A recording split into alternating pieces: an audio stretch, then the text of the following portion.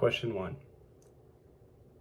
Highlighting the key external environmental forces that are shaping the future of sporting teams in the Niagara region. Politically, there's seeing a strong government support for economic development in the area, including major investments. This economic growth can boost infrastructure and funding opportunities for various sports teams, especially as the region explores a new sport tourism model. Economically, the Niagara region is growing. Population and employment are rising, and the success of the 2022 Canada Summer Games, which brought in over $350 million, shows the huge potential the area has for sports tourism. However, income varies across the region, so teams must consider affordability when planning program pricing tickets. Socially, the Niagara region is boosting an aging population. This means that teams need to find programs that cater not just to youth, but also to older adults and newcomers as Niagara becomes more and more diverse. Technologically, fans expect digital engagement in this environment. Live streaming, social media, and smart ticketing are essential to reach broader audiences, especially for smaller teams aiming to grow their fan base. Legally and environmentally, teams must navigate safety regulations, accessibility standards, and sustainability pressures. Niagara's climate and geography mean planning around winter weather and being mindful of its environmental impact. Question 2. Fan identification refers to the emotional connection a fan has with a team, league, or sport, typically falling into three main levels of low, medium, or high identification. For the low identification, these fans have a more casual interest in the team or sport. They may watch a game occasionally or attend an event if invited, but their emotional investment is minimal.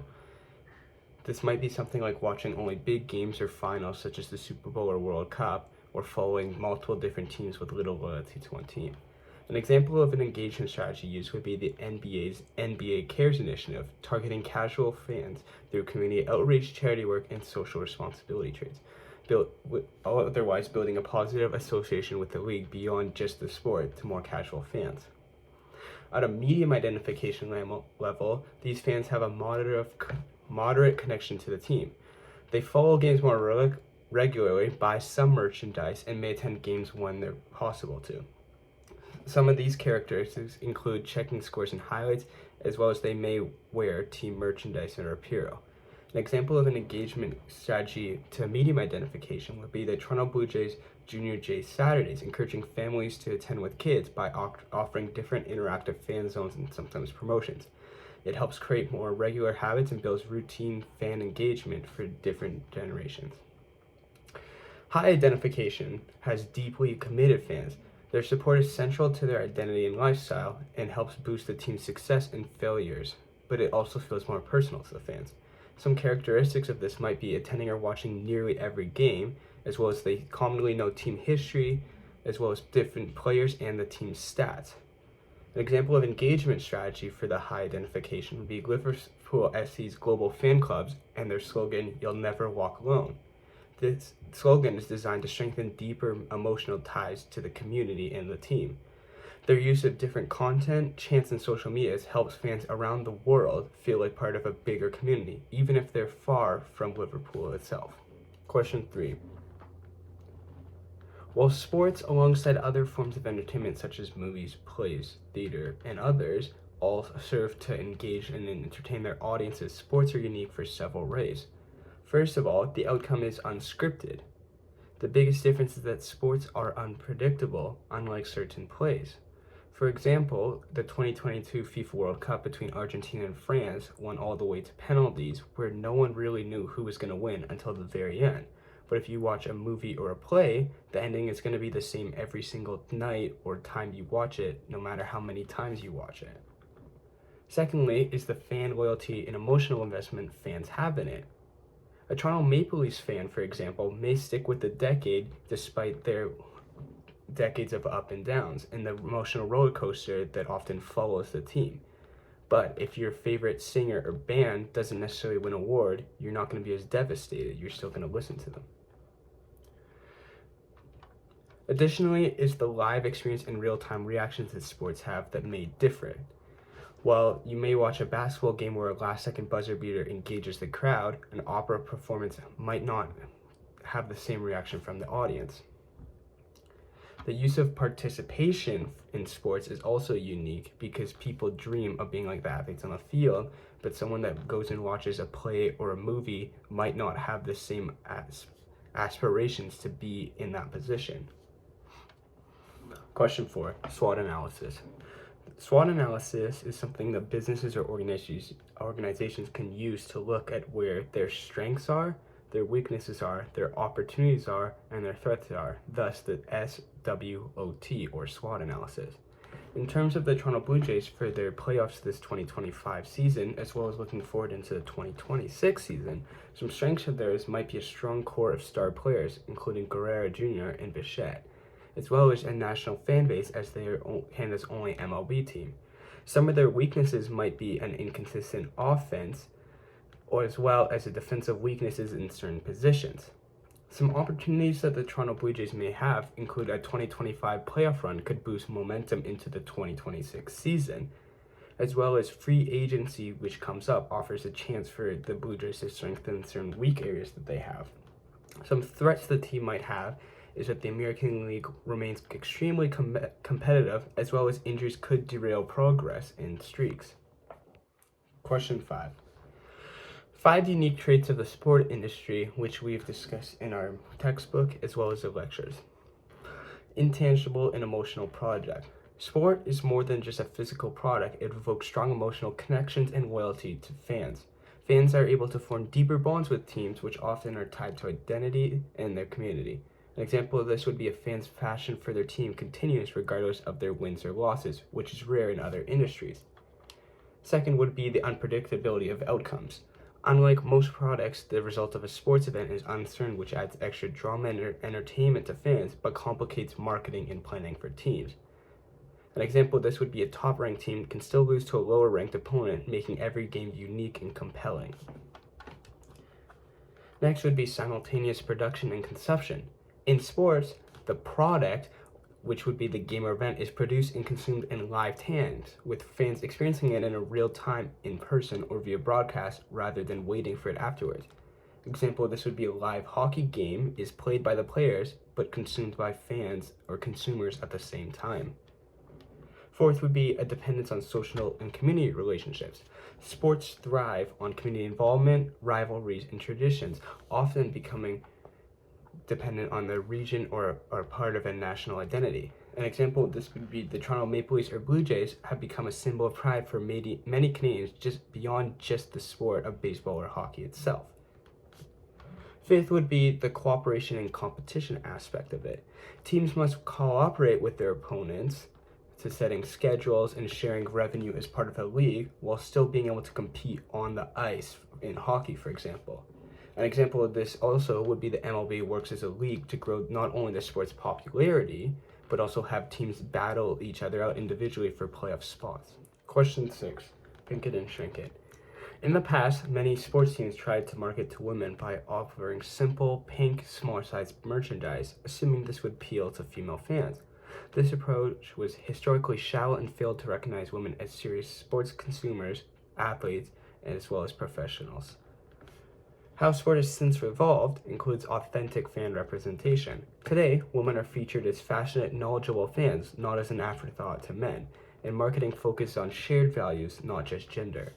This has inclusive and stylish merchandise, with teams now offering modern, team-branded apparel for women, not just pink versions of stuff. There's also more visibility for women's sports. Leagues like the WNBA and the Women's Hockey League are receiving more investment, media coverage, and corporate sponsorships, as well as women having leadership roles now, such as coaches, executives, broadcasters, and analysts all throughout the sporting industry.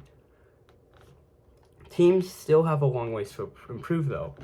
For one, more media coverage of women's sports. Despite progress, women's sports are still getting less than 10% of total sports media time. This needs to change to broaden people's horizons, as well as enhancing game day experiences for women, including ensuring safe, inclusive stadium environments with clear anti-harassment policies to make everyone feel respected at the game.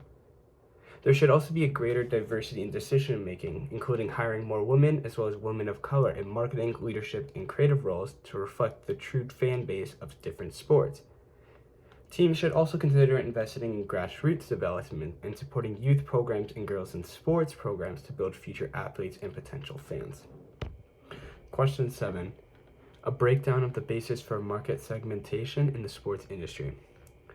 The first would be demographic segmentation. This is dividing the market based on age, gender, income, education, ethnicity, occupation, and other such traits.